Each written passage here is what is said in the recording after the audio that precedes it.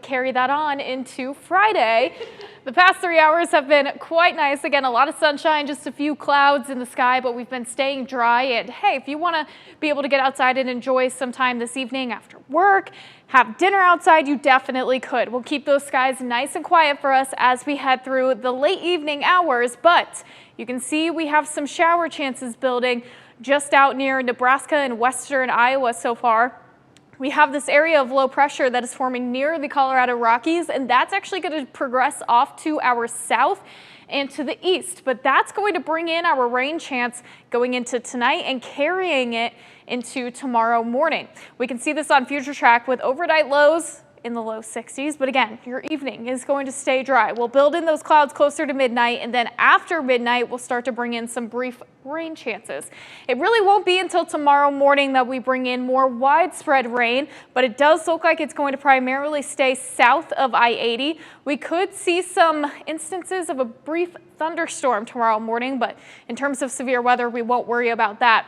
But once we get into the late morning and early afternoon, we'll really decrease the coverage and become a lot more isolated. And then tomorrow afternoon actually looks like we should stay dry, although those temperatures are going to struggle a little bit. We'll be cooler in the low 70s.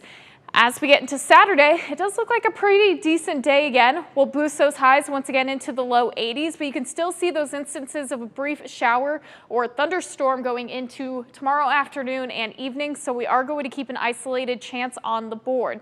Heading into Sunday, we'll start to bring back those temperatures into the mid-80s, but Monday and beyond is going to be hot. We'll bring back the 90s for us, and that is shooting around 10 to even 15 degrees above normal. We could even get very, very close to 100 on Tuesday. We're likely going to see some pretty dangerous heat index values too with the humidity, especially looking at Tuesday. But do want to look at what are our yearly averages when it comes to 90-degree days. Total, we usually see 23. In the month of June, we usually see around 5 days on average in the 90s. But do want to take a look at May. We only usually see around 1 day.